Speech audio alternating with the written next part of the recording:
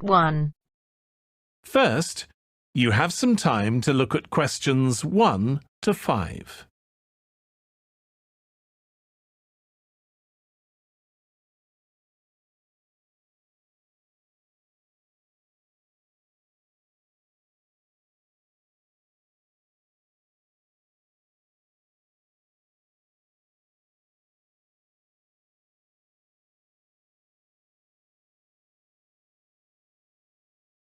Now we shall begin.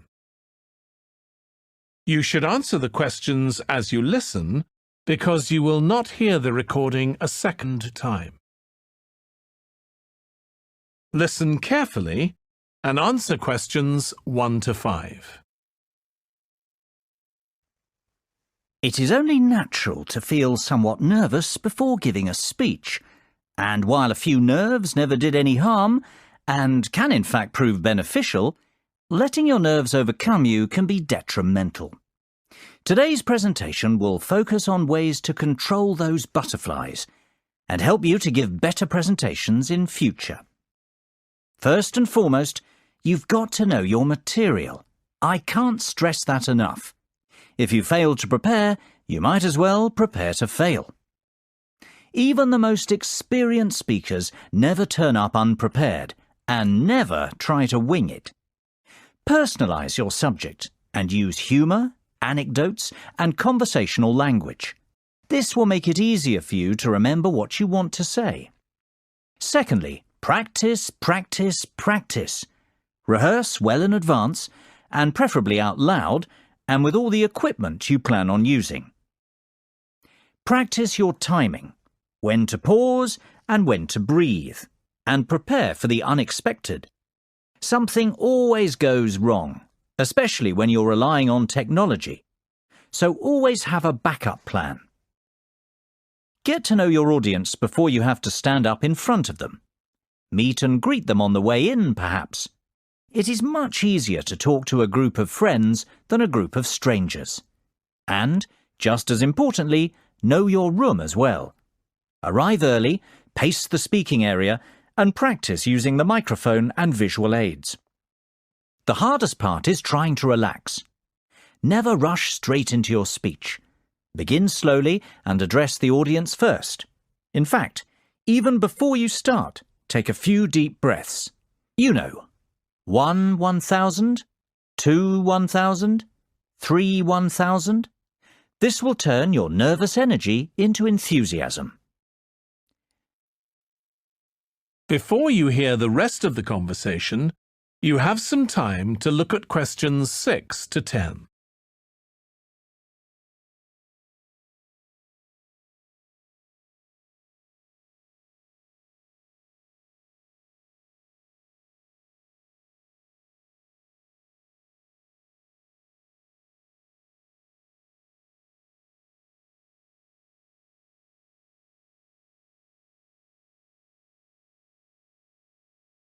Now listen and answer questions 6 to 10. Visualization can be a great confidence booster. Visualize yourself making the speech in the way that you intend. Imagine your voice loud and confident, and picture the audience clapping and rooting for you. Remember, people want you to succeed. The audience wants to hear an interesting and insightful speech. They aren't hoping you make a fool of yourself. Whatever you do, avoid making unnecessary apologies. If you make a mistake or two, forget about it. Few will notice, and it will all be forgotten before too long. People often forget the importance of body language. Don't underestimate this. Your words carry far less meaning than your delivery. Success is defined by your intonation and confidence. If you come across as a confident person, people will listen to you. You will command their attention. Stand tall and proud and deliver with conviction. Humans are very bad listeners. We remember less than 25% of what is said and place far more emphasis on how it is said. Last of all, be realistic and give yourself a chance. No one becomes the perfect speaker overnight. It takes time to hone your presentation skills. That is the end of part 1. You now have half a minute to check your answers.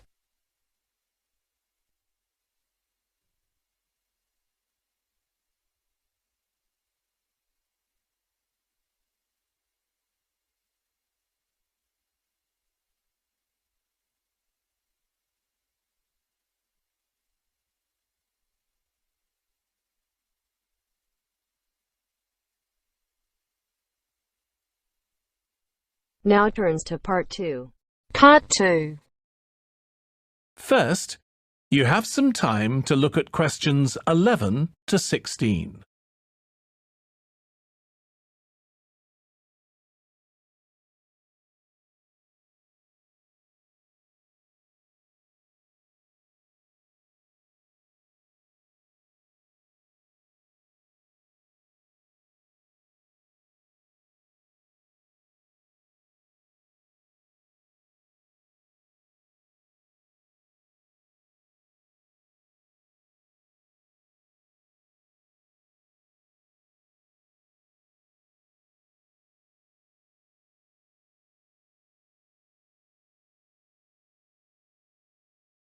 Now listen carefully and answer questions 11 to 16.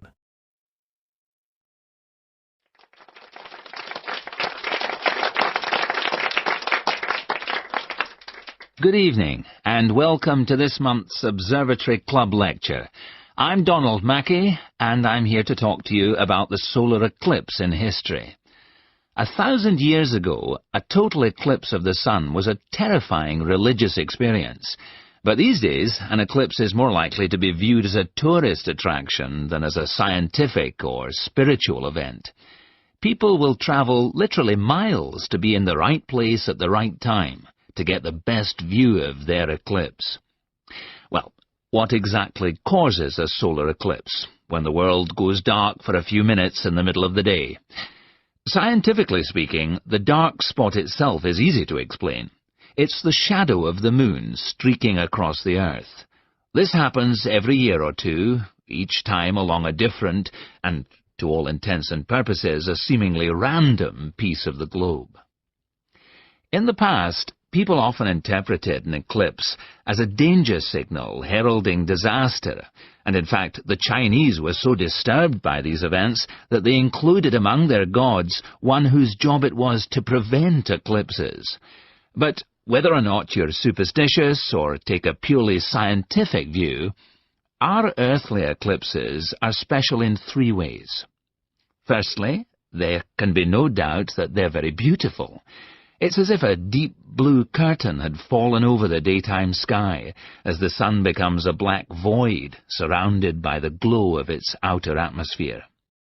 But beyond this, total eclipses possess a second, more compelling beauty in the eyes of us scientists, for they offer a unique opportunity for research.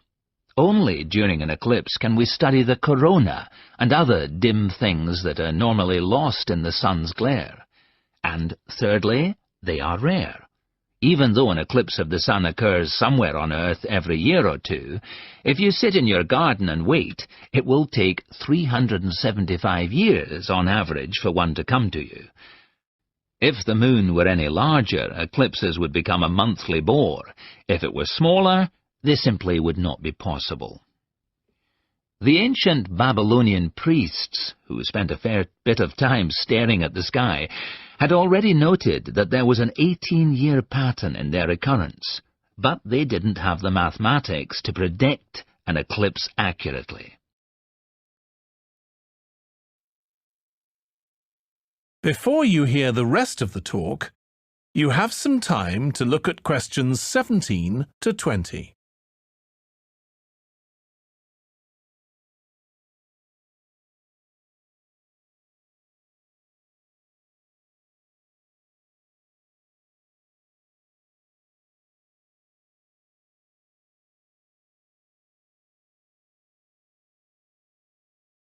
Now listen and answer questions 17 to 20. It was Edmund Halley, the English astronomer, who knew his maths well enough to predict the return of the comet, which incidentally bears his name, and in 1715 he became the first person to make an accurate eclipse prediction. This brought eclipses firmly into the scientific domain, and they've since allowed a number of important scientific discoveries to be made.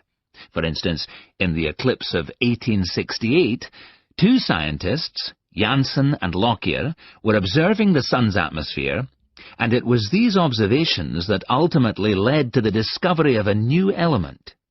They named the element helium, after the Greek god of the sun. This was a major find, because helium turned out to be the most common element in the universe after hydrogen. Another great triumph involved Mercury. I'll just put that up on the board for you now. See, there's Mercury, the planet closest to the sun, then Venus, Earth, etc. For centuries, scientists had been unable to understand why Mercury appeared to rotate faster than it should. Some astronomers suggested that there might be an undiscovered planet causing this unusual orbit, and even gave it the name Vulcan. During the eclipse of 1878, an American astronomer, James Watson, thought he'd spotted this so-called lost planet. But, alas for him, he was later obliged to admit that he'd been wrong about Vulcan and withdrew his claim. Then Albert Einstein came on the scene. Einstein suggested that, rather than being wrong about the number of planets, astronomers were actually wrong about gravity. Einstein's theory of relativity, for which he's so famous, disagreed with Newton's law of gravity in just the right way to explain Mercury's odd orbit. He also realized that a definitive test would be possible during the total eclipse of 1919, and this is indeed when his theory was finally proved correct. So there you have several examples of how eclipses have helped to increase our understanding of the universe. And now let's move on to the social aspects. And I think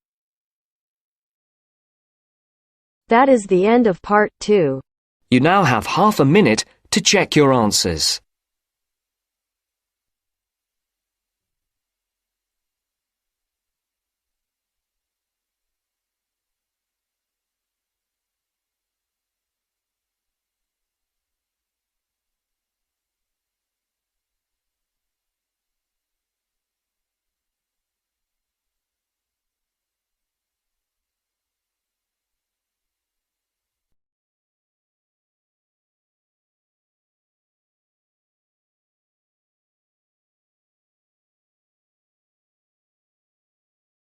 Now turns to part 3.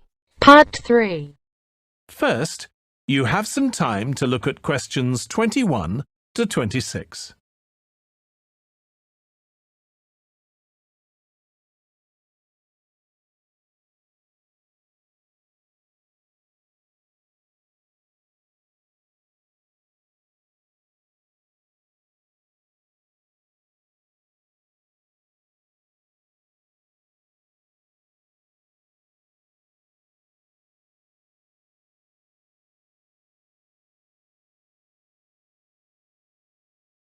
Now listen carefully and answer questions 21 to 26. That's right. I started out working as a researcher in Kelheim laboratories, though it's a long time ago now. What was it like then? Starting out, I mean. That'll be us next year. It largely depends on your work environment, really. My team in the biophysics department were not very understanding of how it feels to be a new guy, and were really quite hard on me. From day one, they expected me to pull my weight, and they reprimanded me for any mistakes I made. There was no time for me to find my feet and get comfortable. That sounds awful. Well, it was to begin with, and it certainly took a long time for me to gain their respect. But once I had done, the work environment became far more pleasant. And indeed, we ended up making a great team. How long did you stay there? 6 years. You did a fair stint then? Yes, well, you see, I was offered a promotion in my 5th year to assistant manager. Needless to say, I jumped at the chance. I had got to know the manager really well during my time there, though, and I knew, based on how quick he was to point out what you were doing wrong all the time, that it would be a challenge to have to work closely with him, but I've never been one not to accept a challenge. So how did you and he get on? Well, it didn't matter as he was only there another 6 months. He took early retirement on account of a heart condition, and before you knew it, there I was managing the entire operation. Was that difficult for you? Not at all. I was very fortunate to then be managing the same team as I had been part of for so long. They were at ease with me and the way I did things, so the department functioned really well for a time. Only for a time? Yes, until I got into a dispute with the directors. You see, being new to management, I'd never dealt with directors or the like before, and their expectations were just not very practical. They had their head in the clouds, if you ask me. Anyway, they expected me to get instant results in our lab work. Needless to say, I wasn't prepared to rush the delicate experiments we were conducting along too quickly. I stood my ground and made it clear that I had no wish to pressure my team, and that, in my eyes, they could have as much time as they liked to find out what they were looking for. This didn't go down too well with the directors, and they got rid of me. You mean you were sacked? In a manner of speaking. Well, they told me to leave of my own accord or I would be removed. I left. And is that when you started to lecture? Yes, and I've been doing it ever since. When I first arrived, Dr. Michael Stout was still a member of staff here. You mean the programme director? Well, he wasn't back then. I have Michael to thank for showing me the ropes. He was very considerate of the new faculty members and assisted me no end. And now, here I am, 20 years a lecturer. How time flies. Well, sir, we're very glad to have you as ours, that's for sure. Yeah, you make all the stuff sound so interesting, unlike some of them. Couldn't agree more. Honestly, I almost fall asleep in the other classes. Now, come on. I'm neither that good, nor are your other lecturers that bad. Before you hear the rest of the discussion, you have some time to look at questions 27 to 30.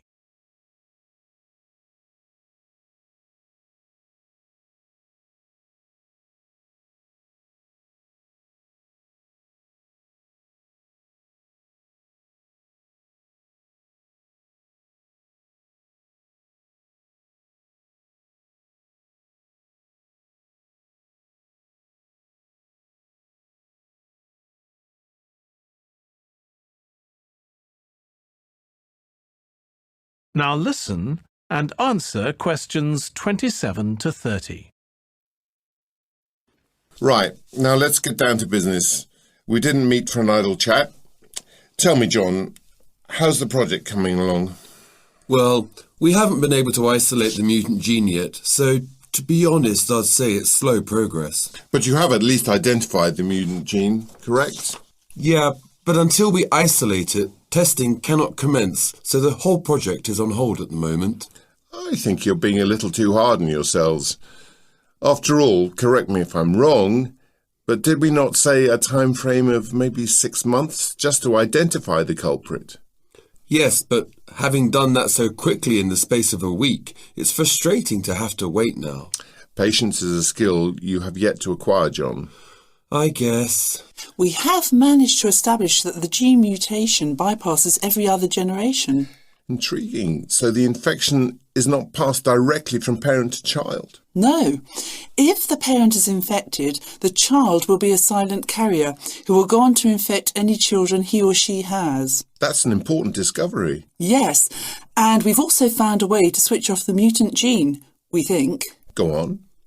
One of the volunteers we have been studying was a carrier 6 months ago, but the mutation is no longer in his DNA.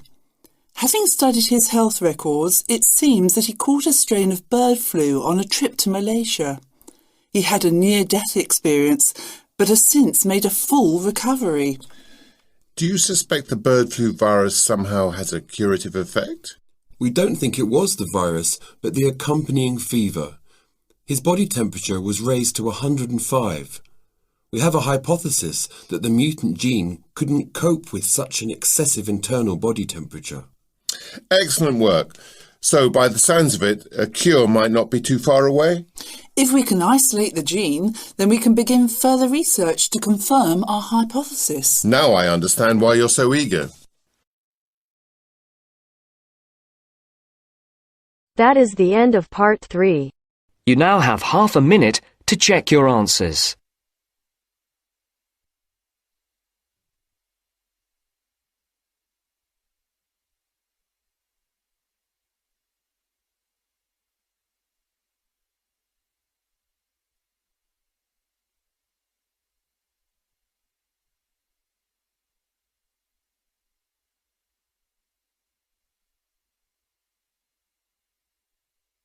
Now turns to part 4. Part 4. First, you have some time to look at questions 31 to 40.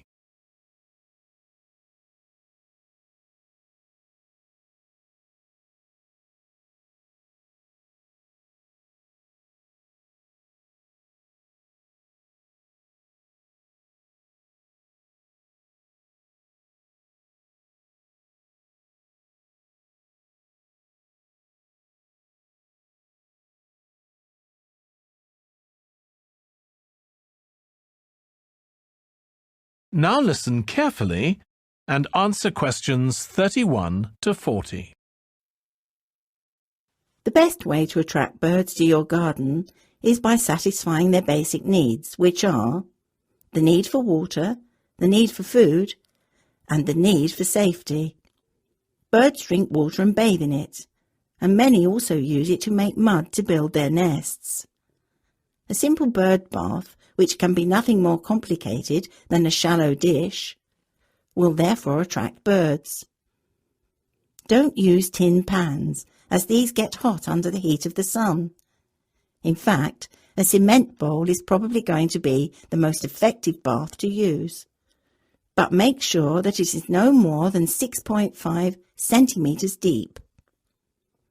The best time of all to attract birds to your garden, and indeed the time when they need your help most, is during the winter season. During summer, birds can find most of their food on their own, and are largely self-sufficient. In winter, however, they benefit greatly from the help of their human friends. Often, when it is cold, an ice or frost crust may form over the ground, covering the birds' natural food supply. It is when this happens that they really need your help with feeding. It is probably best, though, to start feeding from late autumn onwards. That way the birds will become used to finding food in a certain spot. So later, after the onset of the winter, they will become a permanent feature in your garden. Put food out at night so that the birds will find it the next morning. And whatever you do, make sure that you make your feeder accessible from a raised landing area only. Otherwise, you will find yourself attracting some unwanted pests such as rodents like mice, and worse still, rats. Continue feeding until early spring, when food becomes plentiful again. If you cannot serve them insects, then try to give the birds suet, a form of beef fat. You can buy this cheaply at pretty much any meat market, so it won't cost you an arm and a leg. As well as being nourishing, suet also has the advantage of not freezing during cold weather. Many birds will also enjoy crumbs, nuts and seeds. You can even serve them boiled potatoes and hard-boiled eggs, provided these are finely chopped. Other foods you probably have lying around in your store cupboard may also be used. Try feeding them raisins, figs, dried fruit generally, biscuits, boiled rice, and so on as well. If you want to build a birdhouse or nesting box, I would encourage you to proceed by all means. These offer fine protection, especially for the smaller and more vulnerable species. You can buy ready-made nesting boxes and shelves for a very reasonable price these days. Alternatively, if you fancy doing a little DIY, they are not very difficult to build either. Most birds prefer houses made of rough slabs of wood covered with bark, which to the birds feels quite authentic and natural. If at all possible, try to match your birdhouse to the surroundings as well. So, if you paint your birdhouse, be sure to use a dull grey, green or brown colour. The simplest type of birdhouse to construct yourself consists of a hollow branch nailed to a tree. When you are erecting your birdhouses, be sure to place them a good distance apart from one another. Few bird species enjoy nesting in close proximity to competitors of their own kind. Cleanliness is vitally important too. Your bird nest should be cleaned out yearly to make room for new nesting material to be brought in by their seasonal tenants. Early autumn is the best time to prepare your birdhouse, as the new season's chicks will have hatched and flown the coop, so to speak. Once cleaned, your birdhouses will be ready to welcome their spring visitors once they return to your neighbourhood early the next year. That is the end of part 4. You now have half a minute to check your answers.